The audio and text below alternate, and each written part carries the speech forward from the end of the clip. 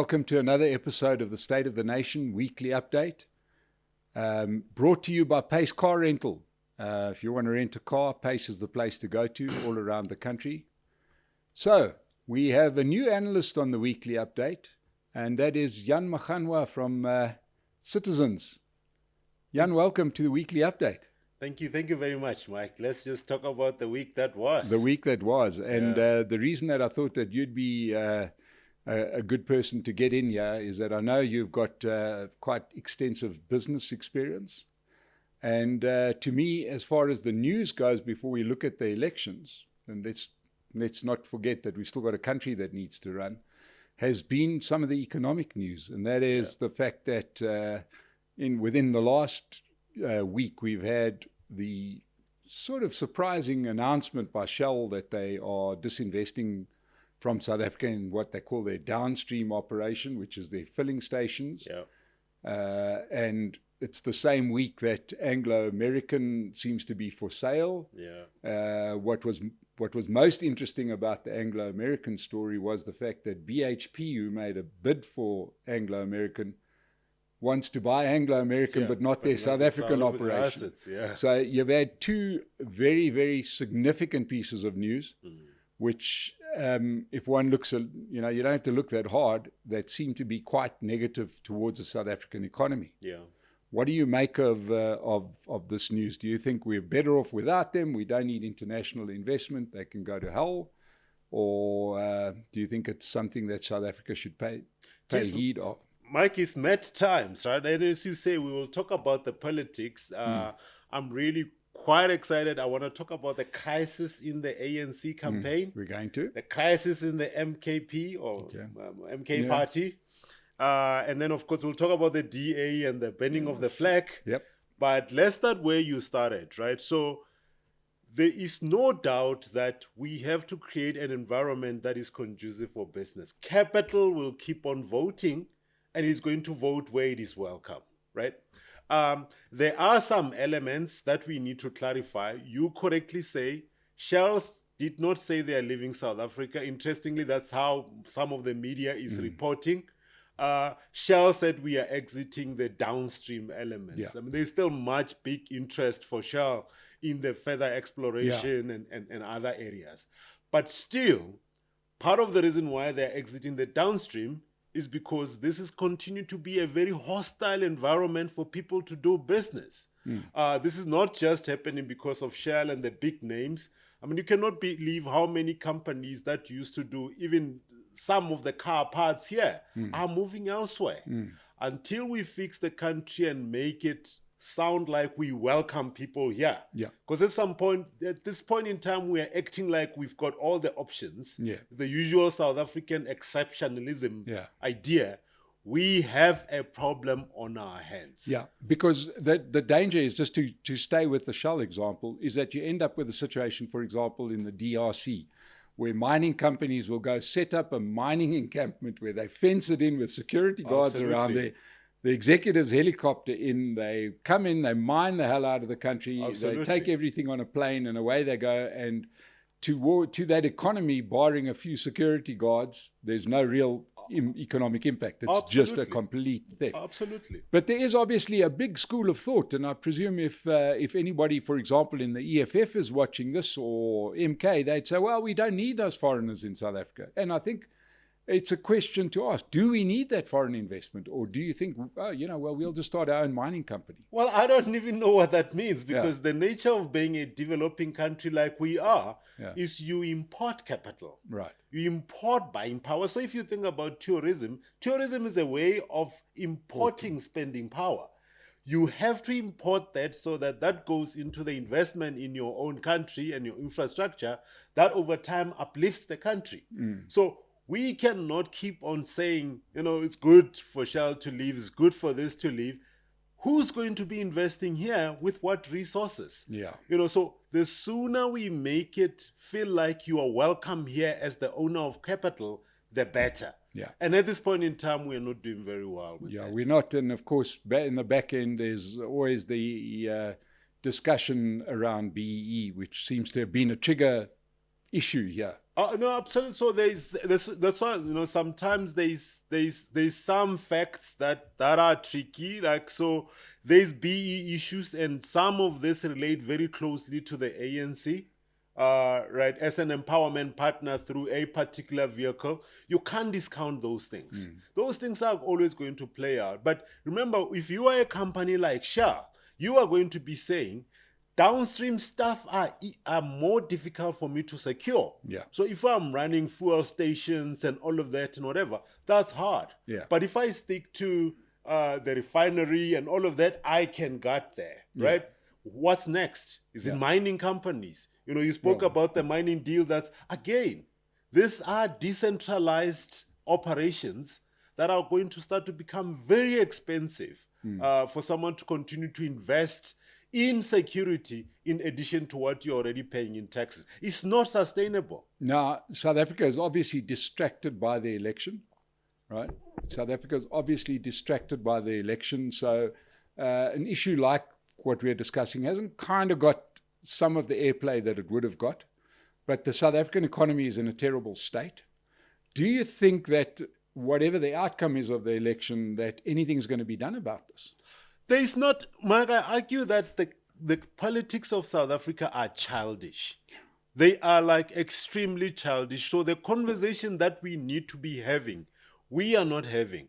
I mean, we've been going out and saying, why is no one talking about water desalination, seawater desalination infrastructure for a country that's surrounded by what? As a simple example, we are a dry country.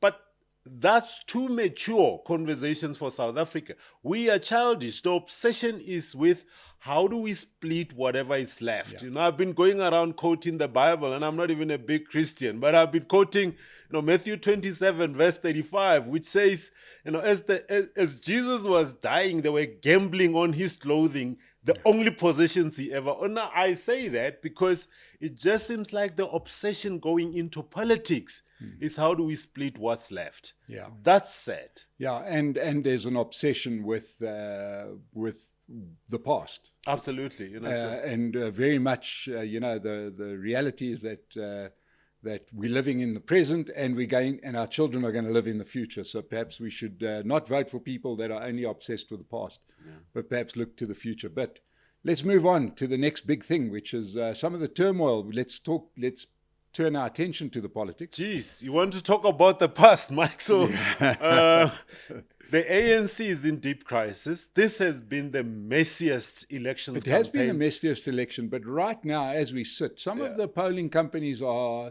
giving them a bit of an uptick. The uptick is a different problem. Okay. I want to talk about the messiness of the politics, and that's why they have now unleashed really all of the pensioners, right? So they have taken Balula, get off, you know, Mutlante, jump in. You know, it's all sorts of switch over of players here.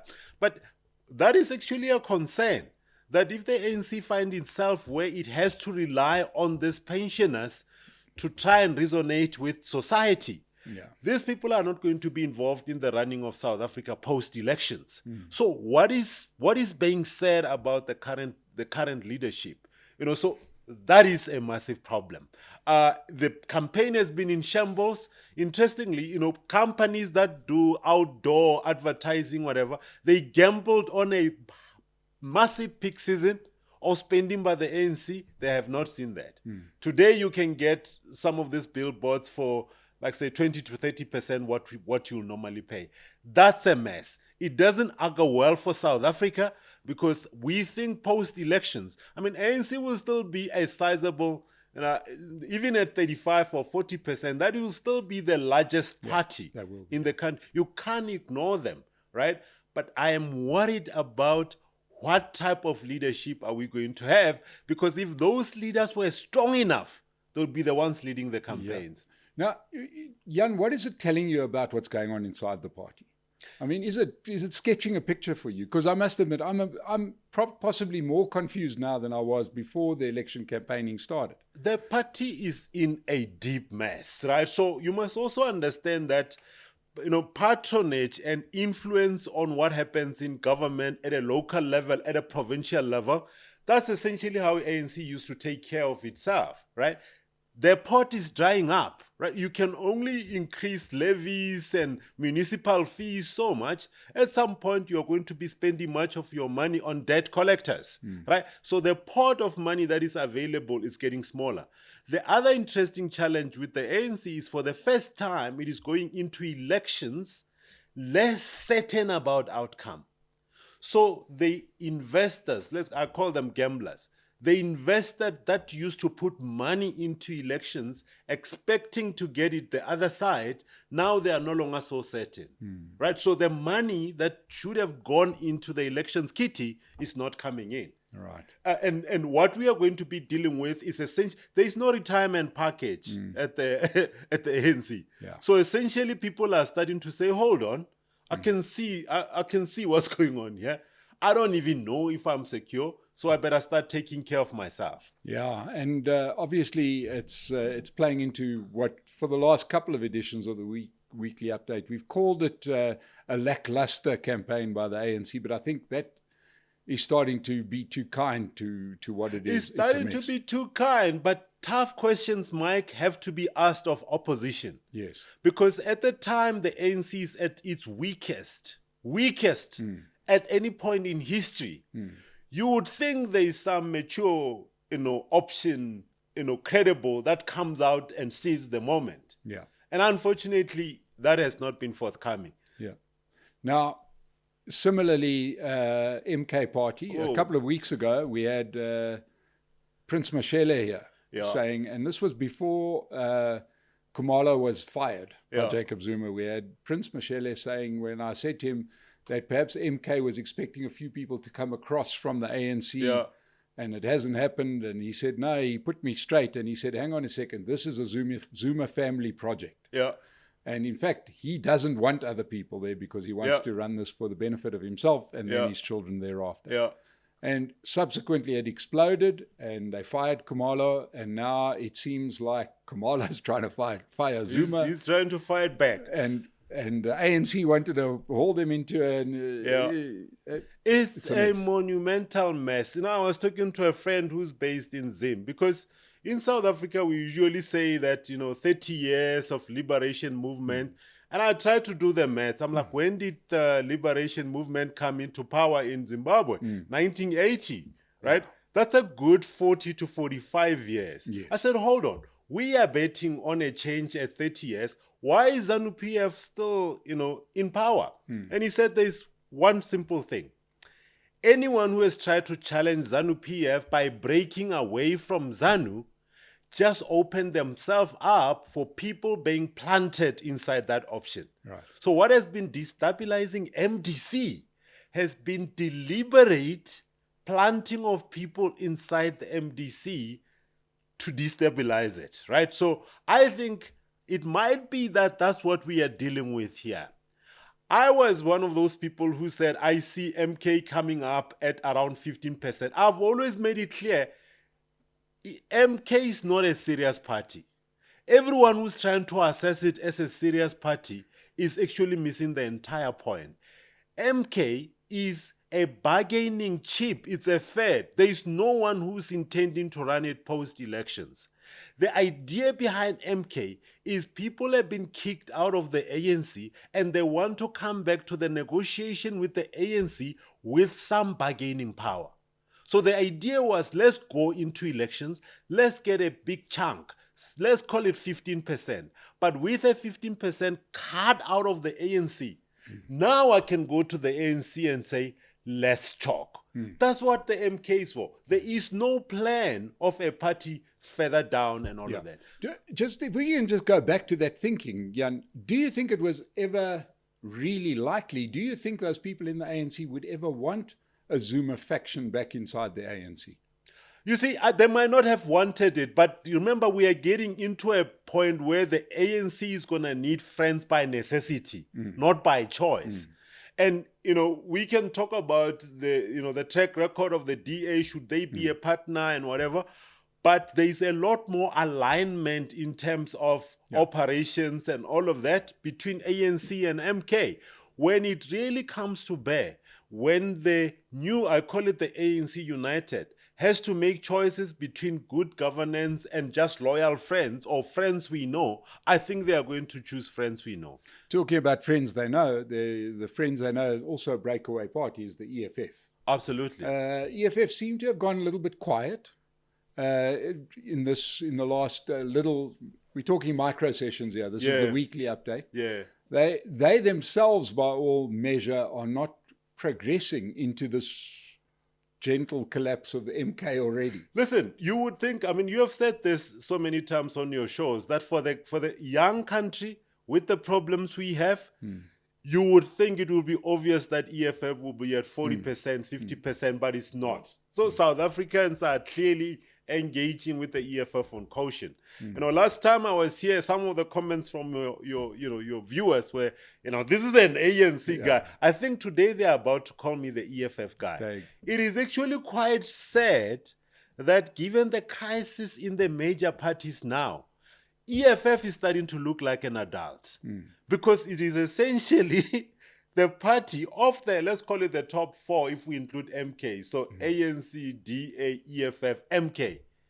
Who's not giving us drama at the moment? Absolutely, which brings us to number 4. You should worry if the EFF is the adult in the room. You know, so look, I mean, there is no doubt that what we've seen recently is more considered language, more measured. We weren't going to nationalize all the banks. We're just going to. We just said we will open some banks. Open a bank in the name of the state, as if the state doesn't have enough banks. The EFF are definitely trying to tone it down. They're trying to tone it down. It should be worried that when they start to sound reasonable versus the options we have a problem. And then, of course, we have our friends at the DA. Our friends at the DA who, last week we were discussing how they were giving Rise Mzansi all of the media attention by saying that they shouldn't campaign in the Western Cape. And then, and they put out this advert. Yes. Right? And in the advert, if you haven't watched it, we'll put a link to the advert below. And in the advert, it's got a burning South African flag, and it's a Swart Gevaar advert to say, if you vote for the ANC, they're going to bring in the EFF and the MK, and South Africa's going to burn. But if you vote for the DA, everything's going to be great, and then the flag suddenly is fine. It's not burnt anymore. But obviously, the media, to be fair, the media can't wait for a DA misstep. They cannot, and boy, did they climbed in on this one. And I thought the answers from the DA were very poor. The DA, I don't know if that's like a dying horse in crisis. I don't know. You know, Mike, you can try and defend the DA, but the DA is going to pull something that you're like, okay, when you guys have got a central team, federal, whatever, how did this pass, right? So there is one simple issue. If you've got an issue with the ANC, issue with the EFF, go and ban the ANC and the EFF flags. Go have a party, right? But how do you decide you're going to take the symbol of unity in the country, and that's what we're going to... The only thing we agree on. And this is the thing for me that I think people in the DA just don't read the room. It's the same thing as the comment about, colonization was not all that bad, right? Now, you can show that colonization brought the breach and whatever. But for something that took away people's dignity, there's a difference between truth and responsible. When you are a leader, you are measured on... Holocaust is 6 million Jews died. Now you can say the Holocaust led to more Jewish people getting to be closer together, and some people found inner strength during that, whatever. Imagine saying the Holocaust was not that bad. It was not that bad. Well, then you bring a person who says, I grew as a person through this thing. Now that might be the truth, but it's just downright irresponsible. Now, as we wrap up, and as you rightly point out, with all of this going on, you would have thought the ground is open for somebody to look like a credible alternative. But yet we've had a plethora of new, well-resourced parties going out there. And not one of them seems to be featuring. It's going to take a while. I think this is why conversations like that. So today I'm wearing a beanie to celebrate you and Dan Coder. Right. Because I saw you on the JJ show. Yes. And this crossover of new media with legacy media and starting to bring in the right conversations, I think that's our path to maturity. Until that happens, Mike, we have a problem. But let's see how the blow by blow of each week goes. So there is, according to Jan, by watching this, you are making South Africa better. Jan, absolutely. Thank you. Right, there we go. That is the weekly update for this week. Fantastic to have Jan in here. We'll be back next week with another look at the week that was. To everybody that joined us today, please like and subscribe. Support Pace Car Rental and use our secret code SONA. Don't tell anybody and you'll get a discount. Jan, thank you for joining us. Thank you so much. We'll see you the next time on the weekly update. Thanks, Mike.